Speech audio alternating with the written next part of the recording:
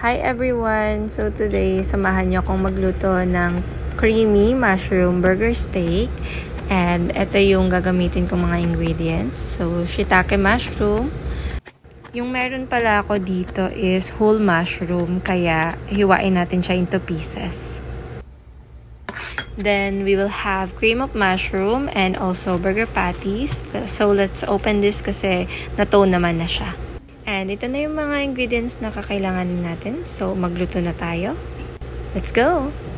Isa sa pinakaayaw ko talagang part is yung magbukas ng kalan. Sobrang takot ako. Kaso, face your fears eh. So, ayan.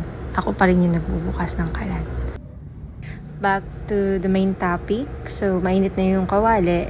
Maglalagay na tayo ng konting-konting butter para pagprituhan natin ng ating burger patties. Konting butter lang yung nilagay ko kasi magmamantika naman yung patties. Ayan o, kung nakikita nyo, sobrang biglang dami ng mantika niya. After ko maprito lahat, babawasan ko yung mantika dahil yan din yung gagamitin ko pang gisa. So, andito na tayo sa exciting part. Ito yung pinaka-favorite ko, ang maggisa ng sibuyas at bawang. Pag medyo maamoy na yung sibuyas bawang, isasama na natin si shiitake mushroom. Medyo sama na rin natin siya sa paggisa para lumabas yung lasa niya. And maglalagay na ako ngayon ng tubig. Konting-konti lang naman. And then, ilalagay ko na tong cream of mushroom.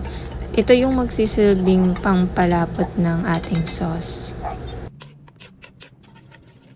Nilagyan ko pala ng tubig yung pinaglagyan ng cream of mushroom para simut kahit pa paano yung nasa lata.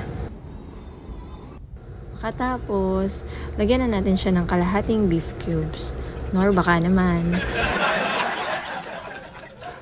Since na-dissolve na natin yung beef cubes, maglalagay na tayo dyan ng ground black pepper and salt. Since nailagay na natin lahat ng pampalasa, make sure na haluin siya maigi para ma-dissolve sila.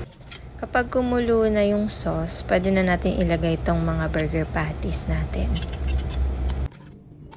And haluin maigi because blending is the key.